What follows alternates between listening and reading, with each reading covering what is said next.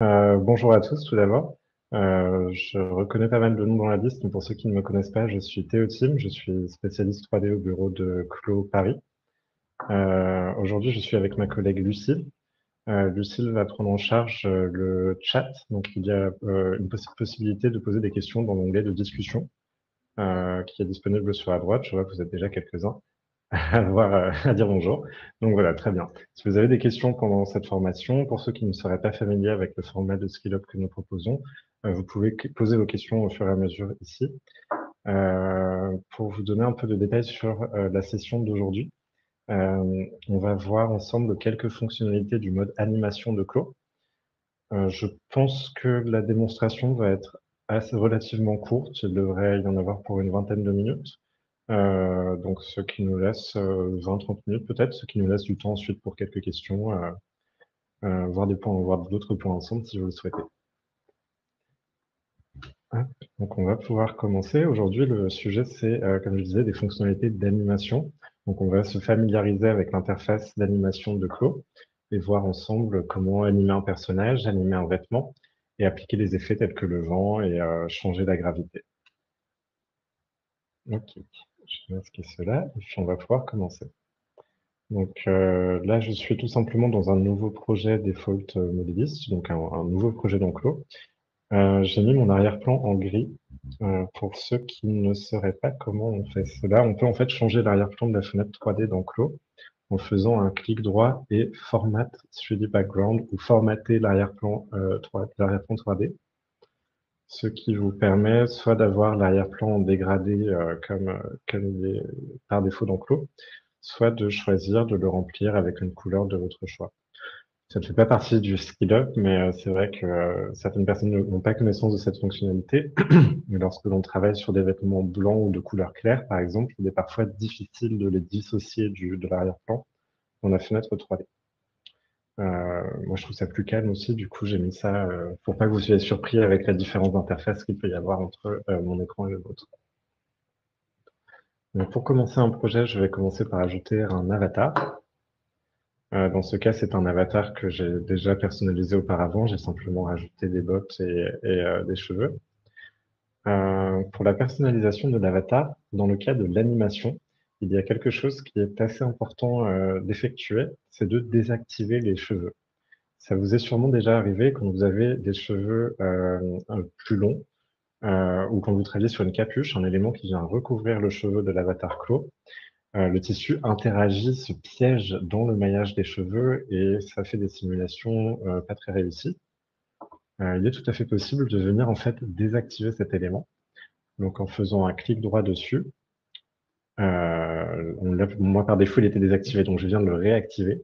Donc là, si j'ai un morceau de tissu et que j'active la simulation, je vais bien avoir une interaction entre le tissu et le cheveu.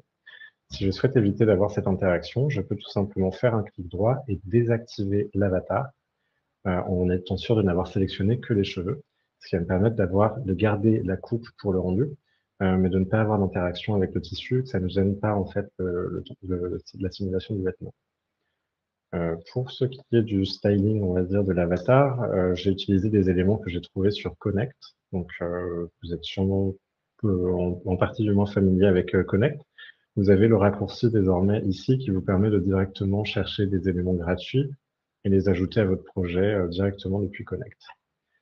Donc voilà, je sélectionnais des chaussures et des cheveux. On va dire que mon avatar est prêt. La deuxième partie de la construction d'un projet, vous savez, c'est le vêtement. Alors dans ce cas-là, puisqu'on va se concentrer sur l'animation, je vais utiliser un vêtement déjà construit et je vais tout simplement l'ajouter à mon espace de travail. Au moment de l'import, vous pouvez choisir entre conserver la taille et la pose de votre fichier ouvert ou d'importer la pose du fichier que vous venez rajouter. Ça, c'est assez intéressant parce que pour commencer une animation, il faut tout d'abord s'assurer que le vêtement soit bien positionné autour de l'avatar. Donc là, je vois qu'il n'est pas à corriger la posture puisque mes deux projets ont été créés dans la même pose en A. Je vais pouvoir lancer une petite simulation juste pour bien m'assurer que tout soit en place et que tout fit bien autour de l'avatar, tout soit bien positionné. Vous l'avez peut-être vu pour ceux d'entre vous qui ont fait la mise à jour à la version 2024.2. Il y a désormais, alors ceux qui ont fait la mise à jour et qui sont sur PC, puisque ce n'est pas disponible pour les Mac, vous avez la possibilité ici, vous avez deux nouveaux modes de simulation, CPU et GPU. La simulation GPU est une nouvelle simulation beaucoup plus rapide. Donc je sais qu'une simulation plus rapide avait été très fortement demandée ces dernières années. Maintenant, on a sorti la simulation GPU, voilà, une rapidité, même sur des vêtements très complexes, euh, beaucoup plus rapide en fait que que la simulation CPU. La seule différence notable qui va être du coup très importante pour l'animation, c'est que la simulation GPU ne prend pas en compte l'interaction entre le tissu et les trims. Donc, si vous avez des éléments de mercerie, des éléments appliqués sur le tissu, leur collision va être plus ou moins mal réglée sur le GPU pour l'instant. Donc, si vous avez un vêtement avec beaucoup, je ne sais pas, de chaînes, d'éléments dont vous souhaitez avoir un déplacement d'éléments de mercerie et un dynamique avec le tissu, il faudra rester en simulation CPU. Si vous avez, comme c'est mon cas, essentiellement que du tissu, et beaucoup de tissu, donc une simulation classique très lente, je vous conseille de passer en simulation GPU. Mais bon, ça c'était un petite divergence sur les nouvelles fonctionnalités et sur l'interface. Ce qui va nous intéresser aujourd'hui, comme je disais, c'était le mode d'animation. Donc une fois que vous avez le vêtement positionné sur l'avatar, maintenant on va pouvoir y appliquer un fichier de motion. Donc je vais revenir dans l'onglet avatar de ma bibliothèque. Il faut toujours sélectionner, si vous avez un avatar féminin, du coup prendre dans l'onglet female. Vous avez un sous-onglet Motion qui contient en fait des animations préfaites et qu'on peut appliquer directement aux avatars clos. Donc là, je vais tout simplement, alors j'en choisis une très simple, pas pour vous cacher les choses, mais tout simplement parce qu'on est en direct en train d'expliquer des choses, donc j'ai pas envie de faire des temps de chargement un peu qui viendraient nous déranger. Donc je vais prendre tout simplement la idle, qui est une pose vraiment très simple dans laquelle l'avatar reste non pas statique, mais est animé très légèrement comme un être humain sur quelques secondes. Donc ces fichiers Motion, vous en avez tout un ensemble aussi disponible sur Connect dans la catégorie Avatar. Donc vous pouvez explorer un petit peu, on en a rajouté tout un ensemble. Je vous conseille d'aller directement sur le site Connect, comme ça vous avez une démonstration de l'animation concernée. On a aussi, ça a déjà été le cas dans SkillUp, et c'est aussi pour ceux qui l'ont suivi en formation avancée, la possibilité d'importer vos propres animations d'avatar et de convertir ces séquences d'animation en fichier Motion. Donc ça, on ne va pas le revoir aujourd'hui. Aujourd'hui, on va plutôt s'intéresser à l'environnement. Donc, si c'est utile, je pourrais vous mettre le lien de ces formations qui vous permettent d'avoir plus d'options d'animation. Là, donc, dans mon cas, je vais revenir sur appliquer ce fichier Motion FV2 idle. Quand on applique un fichier Motion à un avatar, il nous propose, c'est une option que l'on peut décocher, mais il nous propose toujours de déplacer l'avatar et le vêtement à la position initiale de la séquence d'animation, ce qui nous permet voilà, d'avoir une transition très fluide et pas une transition trop brute qui viendrait écraser tous nos vêtements, ainsi que d'effectuer une animation de transition. Celle-ci, on peut en définir la durée. Par défaut, c'est une durée de 30 frames qui, à mon sens, est très bien calculée. Ça permet de donner assez de temps, en fait, pour vraiment faire la transition entre la pose en A, donc la pose actuelle de l'avatar, cette pose de statut, et la pose la pose de la première seconde de l'animation. Donc, on va laisser tout cela cocher et simplement cliquer sur OK. Alors là, c'est assez décevant puisqu'on a beau avoir appliqué un fichier Motion, rien ne se passe. Rien ne se passe dans la fenêtre de simulation. Mais en fait, si on vient tout en haut à droite, changer de mode et passer de simulation à animation, on va se rendre compte que tout un ensemble d'éléments sont apparus. Donc la fenêtre d'animation, encore une fois, elle est située en haut à droite, comme c'est le même endroit où vous accédez au print layout. Les deux autres concernent d'autres fonctionnalités, donc on ne va pas les voir aujourd'hui. Quand vous êtes dans cette interface, euh, il y a plusieurs choses. Tout d'abord, on voit apparaître ici deux bandes rouges qui correspondent en fait aux séquences de mon animation. Donc là, on retrouve bien le nom de l'animation que j'ai appliquée et on va en fait pouvoir visualiser sa durée. Et on a la petite séquence de transition. Donc c'est la case qu'on a cochée au moment d'appliquer l'animation à notre avatar. On a coché cette case qui nous permet d'avoir une animation de transition. Pour l'instant, si j'appuie sur Play, on va voir que l'avatar bouge bien. Donc tout d'abord, il fait la séquence de transition qui vient le mettre dans la position de l'animation. Et ensuite, là, on a l'animation de idle, donc le idle, voilà, qui reste sur place, mais a des mouvements naturels. Donc pour l'instant, on a bien l'avatar qui bouge, mais on n'a pas encore le vêtement qui bouge. C'est parce qu'on n'a pas encore fait le calcul de tout le comportement du tissu à travers les changements de pose de l'avatar. Tout d'abord, je vais vous parler un petit peu de la fenêtre de l'interface d'animation. Donc sur la gauche, vous retrouvez votre bibliothèque. Vous avez très peu d'outils ce coup-ci. On a la possibilité de choisir entre deux formes, entre deux types de simulation. Il y a l'animation stable et la normale défaut. Et vous avez encore la possibilité de choisir CPU ou GPU selon les critères que j'ai évoqués auparavant. Ici, vous avez la possibilité de rechoisir la qualité de la simulation et de naviguer en fait dans votre barre du temps. Donc la barre du temps ou la timeline, c'est une organisation qui est commune à plusieurs logiciels de 3D. Vous pouvez ici zoomer ou dézoomer pour vraiment pouvoir naviguer de manière précise dedans. Vous voyez que l'unité n'est pas tout à fait en secondes. Donc on va de 0 à, dans mon cas, c'est 1500. Donc ici, en fait, on a toute la timeline qui va nous permettre de naviguer jusqu'au maximum, qui ici est de 1500. Vous pouvez modifier cette valeur pour resserrer en fait la durée de votre animation. Donc là, par exemple, je pourrais la baisser à 400. Je me laisse un petit peu de marge pour changer en fait la durée d'animation. Pas la durée d'animation, mais ne pas pouvoir naviguer très très loin à un endroit où je n'ai pas justement d'animation. Donc là, j'ai un peu resserré la fenêtre que sur la partie qui m'intéresse. Comme je le mentionnais, en fait, la timeline, elle va composer en un ensemble d'images, puisque ce qu'on fait quand on fait une animation, c'est qu'on fait une séquence d'images. Donc là, cette animation, je vois qu'elle est composée de 330 images.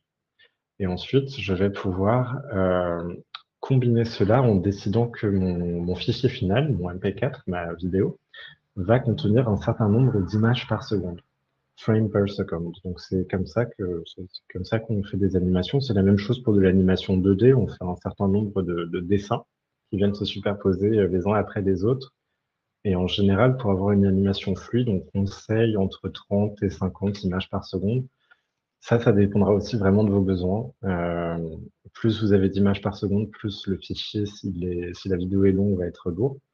Ça dépend de vos besoins à la fois de qualité, de poids de fichier et l'usage que vous allez en faire. Il faut toujours adapter un peu dans la 3D, vu qu'on peut être très perfectionniste, on peut très vite vouloir faire des choses en très très haute définition, avec une très haute fréquence d'image. Il faut toujours faire un peu attention parce que du coup, les temps de rendu vont être extrêmement longs. Le poids du fichier va être très long. Et c'est parfois tout simplement pas nécessaire d'avoir des niveaux de détail affolants pour l'usage qu'on en a. Ça, c'est un point intéressant, c'est que le temps de rendu, alors vous êtes sûrement tous familiers avec le rendu d'une image. Donc quand on fait avec le mode de rendu, on vient effectuer le rendu de l'image qu'on a.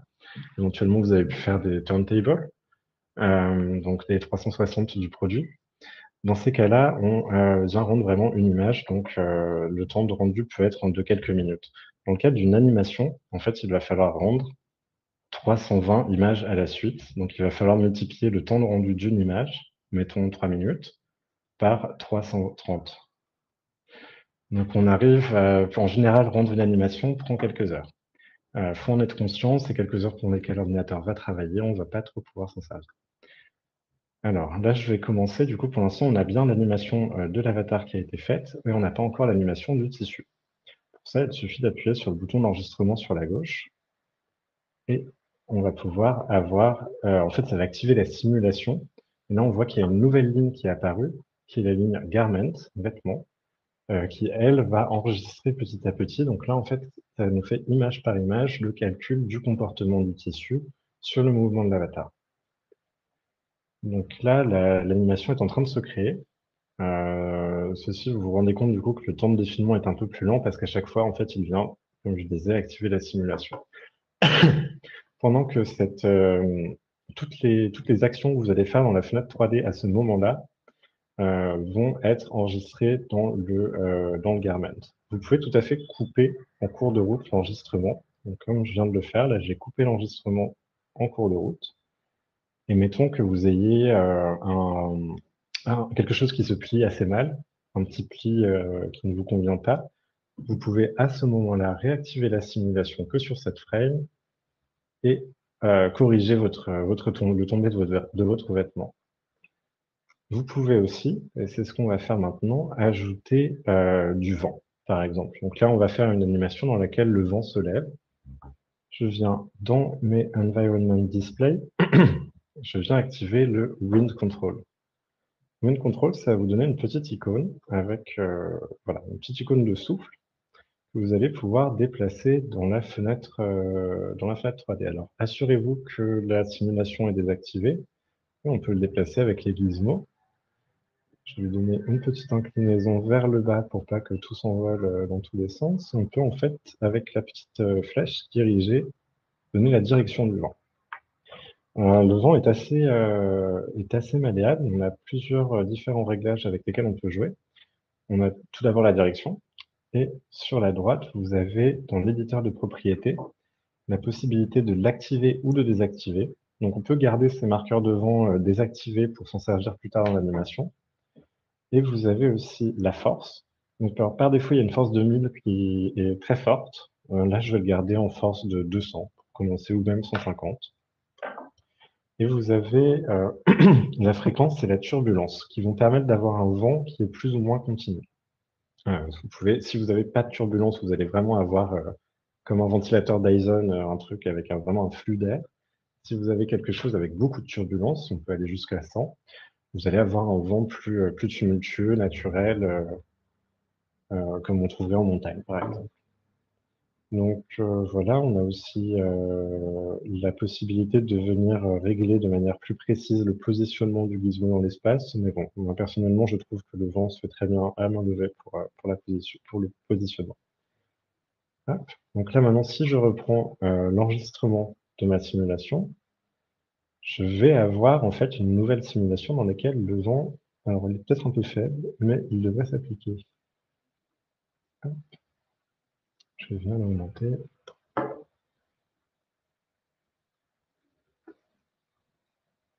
Et ensuite, vous pouvez aussi, alors là, ça m'a rajouté tout plein de simulations différentes. Je vais revenir au début et relancer directement la simulation de l'ensemble du vêtement. On peut faire clic droit sur des lignes pour les supprimer. Et je vais relancer la simulation du vêtement avec le gizmo vent. Ah, mais je suis idiot. Pardon, je n'ai tout simplement pas activé le vent, je crois bien. Voilà. Donc, on peut l'activer et le désactiver. N'oubliez pas de l'activer si vous le voulez. Et on peut l'activer en cours d'enregistrement d'animation. Donc là, en fait, dans mon animation, je vais bien avoir le vent qui se lève dans ma fenêtre 3D. Si je viens de le désactiver en cours, ça va faire du coup seulement un courant d'air à un moment dans ma séquence d'animation. Et je peux aussi mettre sur pause, hop, l'enregistrement, et dupliquer, puisque l'on peut avoir différents courants d'air superposés au même moment. Donc ça, c'est dans le cas où ça serait utile pour vous. Vous pouvez tout à fait dupliquer désormais les courants d'air. Celui-là, je vais l'activer aussi et reprendre l'enregistrement. Celui-ci, je l'active aussi. Donc voilà, donc on peut jouer déjà avec ces éléments-là pour les animer au fur et à mesure et avoir une animation plus riche, plus dynamique. Là, à la fin, ça va bien être enregistré en totalité comme une seule séquence. Il y a d'autres options avec lesquelles on peut jouer. Là, je vais désactiver le vent et par exemple, je vais enlever la gravité. Donc, si vous faites un clic droit dans votre fenêtre 3D, vous allez avoir les propriétés de simulation en bas qui vont vous permettre de changer les propriétés physiques, la physique au sens général de votre espace. Par défaut, la gravité est réglée à moins 9800. Donc ça représente en fait la gravité qu'il y a sur Terre. Vous pouvez tout à fait changer cette valeur. Si vous faites une gravité de 0, par exemple, et que vous recommencez l'enregistrement, les morceaux de tissu vont du coup se mettre à flotter, puisqu'il n'y a plus la gravité présente dans votre serre. Vous pouvez aussi manipuler le tissu directement pendant l'enregistrement, ça va aussi être pris en compte.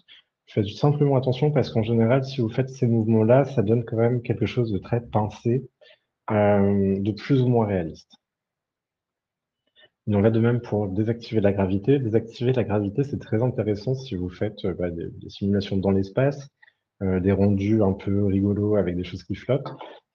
C'est aussi intéressant si vous faites des rendus sous-marins. Je sais que c'est le cas pour certaines catégories de produits. Dans le cas de rendus sous-marins, vous pouvez aussi changer je vous invite, alors tout d'abord, je vais remettre un petit peu de gravité, puisque sans aucune, je trouve le rendu pas très joli.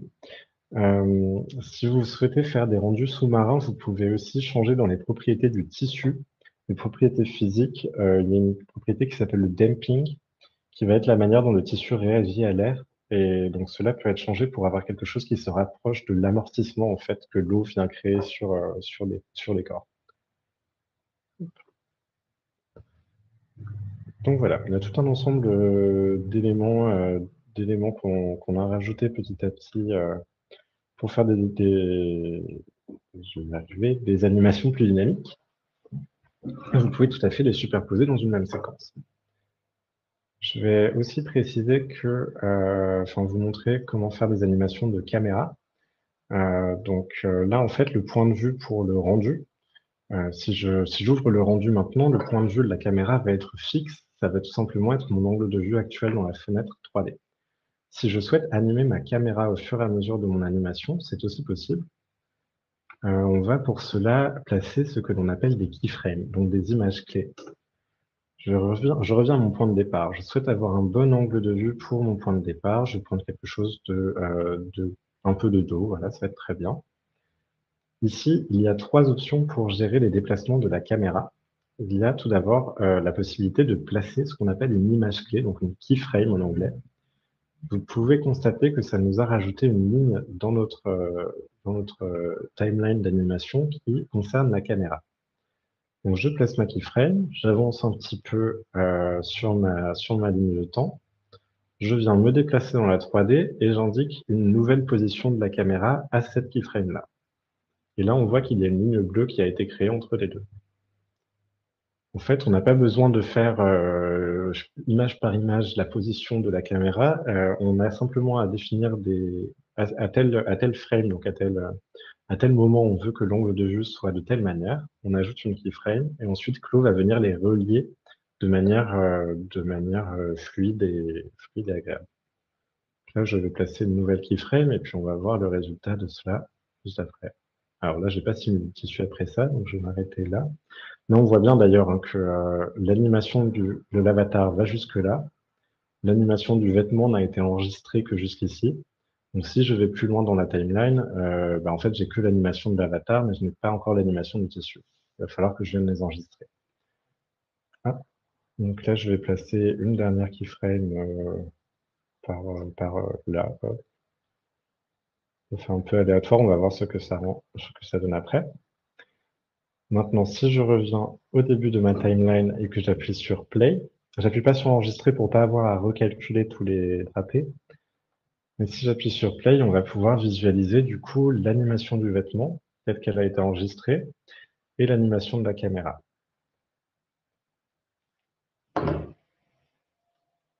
Si on souhaite modifier l'animation de la caméra, on peut ensuite venir mettre sur pause et placer des images clés entre nos images clés précédemment disposées, afin de venir corriger, parce qu'en fait, la trajectoire entre les images clés va être générée automatiquement. Elle passe parfois par des endroits qu'on ne souhaitait pas, ou à un rythme un peu trop saccadé. On peut venir, en fait, entre 2 images clés, positionner une nouvelle image clé. pour indiquer à Claude voilà, qu'il faut passer par, entre le point A et le point B, il faut passer par ce point C. On vient rajouter une image clé entre les deux, et puis le mouvement se fait de manière plus fluide et plus contrôlée. De manière générale, je vous recommande de ne pas avoir beaucoup d'images clés, puisqu'avoir trop d'images clés donne quelque chose de très assuré, très saccadé. Il peut être utile au début d'en placer un peu plus pour vraiment s'assurer de bien contrôler. Là, par exemple, ça c'est un très bon exemple. Entre cette image clé-là et celle-là, je vois qu'il y a tout un moment où le visage de l'avatar est hors champ. Si je ne souhaite pas que l'avatar soit hors champ, je vais repositionner ma caméra, rajouter une image clé pour contrôler la trajectoire de la caméra et bien indiquer que je souhaite quand même garder un point de vue sur le visage de l'avatar. Et là, maintenant, on voit que la trajectoire a changé et que j'ai bien du coup le visage de l'avatar dans le champ tout au long de cette transition. Hop, on peut aussi faire des clics droits une fois que la... Ah voilà, donc là on a une très belle transition de caméra. Vous voyez, on a assez peu d'images clés.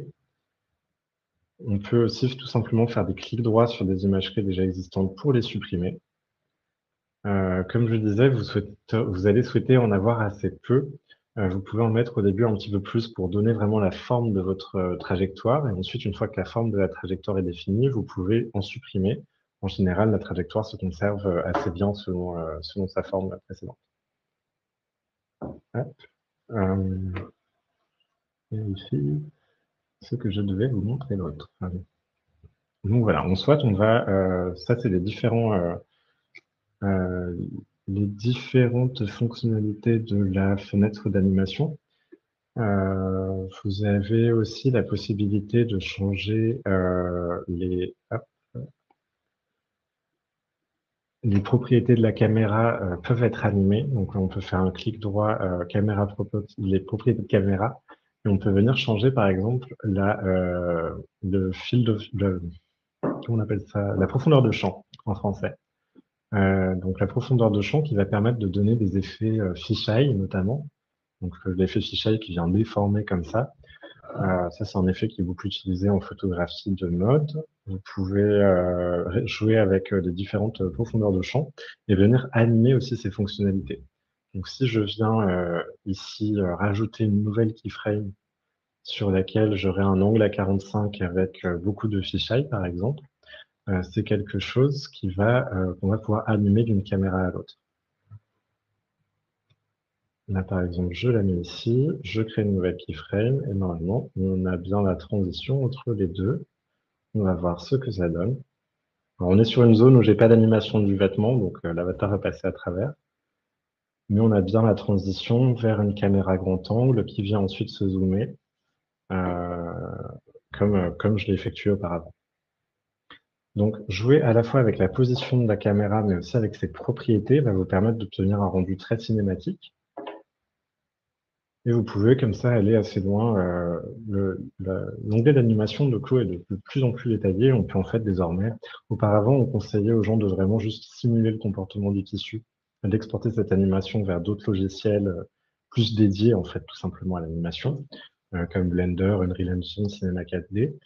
Mais on a maintenant intégré pas mal de fonctionnalités dans Clos et vu que l'outil de rendu est très puissant en soi, on peut obtenir des résultats vraiment très riches sans bouger de Clos et en restant avec nos habitudes, ce qui est quand même plus accessible que d'encore apprendre un autre logiciel 3D pour la majorité des gens. Donc là, je vais juste continuer l'enregistrement de la simulation pour finaliser un petit peu, un petit peu la simulation de mon vêtement. Mais en soi, je ne vais pas maintenant lancer le rendu final de l'animation puisque ce serait beaucoup trop long pour les 25 minutes qu'il nous reste. Je pense que c'est intéressant aussi de laisser du temps pour les questions.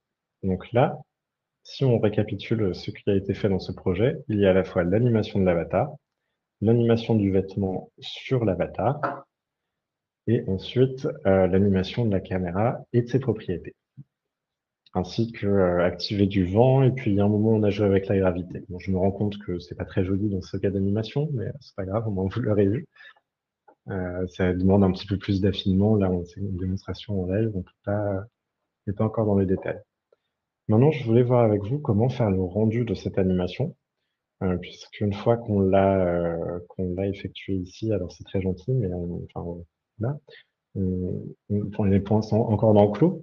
On n'a pas encore la version rendue et la création d'images avec le niveau de rendu que l'on souhaite. Je voulais préciser aussi, vous pouvez tout simplement, d'ailleurs, à un moment, supprimer l'avatar, hein, de votre. Une fois que l'animation du vêtement a été faite sur l'avatar, on peut aussi, vous en avez sûrement vu passer sur Internet, avoir ces animations-là dans lesquelles on n'a que le vêtement qui réagit.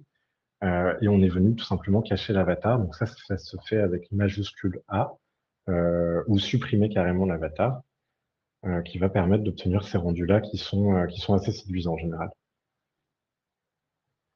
Ok. Donc une fois qu'on en est là, on peut. Hop, je vais revenir à une position. J'aimais bien celle où le vent se lève. Je trouve que ça marchait pas mal. Là, très bien. Ça, je vais m'en servir pour mon exemple pour le rendu. Donc là, j'ai bien toute mon animation qui a été bait. Donc, ce que bait, ça veut dire que l'animation a été calculée. Je vais pouvoir passer aux propriétés de rendu. Donc, tout d'abord, l'interface de rendu, vous la connaissez, elle ne change pas dans ce cas-là. On a toujours les mêmes options de positionnement d'éclairage et les mêmes options de positionnement, enfin de qualité d'image. Là, j'active le rendu interactif afin d'avoir une prévisualisation du rendu final. Je vais juste changer la couleur enfin l'éclairage pour Gallery House, je pense, qui était pas mal. Si vous souhaitez faire le rendu d'une animation, il y a par contre quelques réglages à changer au niveau des éditeurs de propriété sur l'image vidéo, tout simplement. Ici, vous pouvez... alors déjà, on va enlever l'arrière-plan vignetté. Voilà. Donc là, on a déjà une visualisation de comment mon projet va rendre. Vous pouvez ici changer le mode de rendu de image à animation. Donc, animation va bien prendre en compte tout le travail qu'on a effectué ici. Vous pouvez choisir de le faire à travers tous les différents coloris, lancer la même animation à travers toutes vos différentes déclinaisons de couleurs, les unes à la suite des autres. Sachez que votre ordinateur ne va pas être utilisable pendant une demi-journée, mais vous pouvez le faire. Et vous pouvez ensuite sélectionner, il y a deux options, soit l'enregistrer en tant que vidéo, le zoom ne fonctionne pas, si, en tant que vidéo ou en tant que GIF. Donc alors par défaut, en fait, ce que ça fait quand on sélectionne les modes d'animation, c'est que ça va enregistrer chacune des images séparément. Donc ce que je vous conseille tout d'abord quand on fait de l'animation, c'est de créer un nouveau dossier dans le directoire d'enregistrement. On va venir créer un nouveau dossier. J'ai la simulation, le rendu actif. C'est pour ça que c'est un peu lent. Là, par exemple, je viens sur mon bureau créer un nouveau dossier qui va nous permettre. J'ai envie de désactiver ce rendu interactif. Mon ordinateur est pas très content.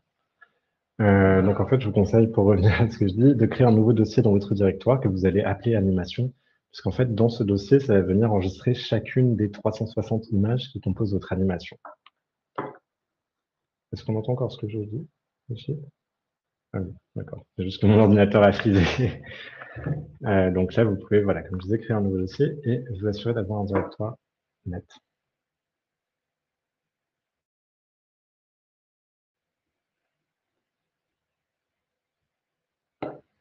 D'accord. Les autres réglages que vous pouvez modifier, ce sont bien sûr du coup la taille de l'image. La taille de l'image, ici je suis en 640 par 480, donc je comprends pas pourquoi mon ordinateur est un peu lent d'ailleurs, mais c'est très petit. Il s'agit de pixels, vous pouvez changer. Ah voilà, super. Je vais activer ça. Vous pouvez le passer en différents formats, ou vous pouvez le mettre de manière personnalisée, en fait vraiment comme vous allez le régler lors de rendu d'image, puisque c'est le même concept. Vous pouvez aussi rajouter la transparence, donc il va permettre d'enlever l'arrière-plan et de seulement avoir une animation de votre image, de votre vêtement et de votre avatar. Et ok, donc là on est déjà pas mal. Ensuite, on a les propriétés de rendu. Il y a une petite différence entre faire le rendu d'une seule image et faire le rendu de 330 images à la suite. C'est que personnellement, je vous conseille, alors déjà toujours s'assurer si vous pouvez d'être en GPU. C'est de changer le noise threshold. Parce qu'en fait, quand vous avez une seule image fixe, vous allez souhaiter avoir plus de définition parce qu'on la remarque plus facilement. On va vraiment zoomer dans le détail. Dans le cas d'une animation, il y a des choses qu'on voit un peu moins. Et aussi déjà faire le rendu d'une image en seuil de bruit de 0,01 peut prendre jusqu'à 10 minutes. Donc vous imaginez 10 minutes fois 330 commence à être un petit peu long pour faire une animation. Donc là, il ne faut pas vraiment, enfin, faut vraiment pas hésiter à adapter le niveau de détail à ce dont vous avez besoin. Et moi, je conseille surtout de mettre un temps de rendu maximum. Je le mets toujours à 3 minutes par image dans mon animation, tout simplement parce que 3 minutes fois 330, encore une fois, ça fait déjà beaucoup de temps. Donc, je conseille voilà, de garder ça à 2-3 minutes. La qualité, moi, je mets tout en very high en général. Le reste un peu spécifique au maillage. Le reste surtout ne change pas par rapport au réglage d'une seule image. C'est exactement la même chose. La seule différence, c'est que quand on a sélectionné ici le mode animation, ça va bien nous faire le rendu de toute la séquence d'animation. Ensuite, vous allez obtenir un dossier dans lequel il y aura l'ensemble des images. Et si vous avez cliqué sur Save vidéo, vous allez bien avoir les 330 images, plus une vidéo à la fin. Si vous avez fait Save GIF, ça va vous faire la même chose. Les 330 images, plus à la fin un GIF. Vous pouvez aussi utiliser des logiciels tierces. Moi, j'utilise beaucoup Blender pour en fait recombiner mes 330 images en une vidéo et avoir plus de contrôle sur le montage de la vidéo. Mais sinon, vous pouvez vous servir des formats vidéo ou GIF déjà fournis. Et puis voilà, la seule indication que je pourrais rajouter, c'est que si vous enregistrez en GIF avec de la transparence, donc le cas où vous avez pas d'arrière-plan, mais vraiment que le vêtement, par exemple le vêtement qui tombe sur lui-même sans arrière-plan, il faut absolument être en format d'image PNG, puisque si vous êtes en JPEG, il va vous garder un cadre en fait autour de votre projet. C'est tout pour cette présentation.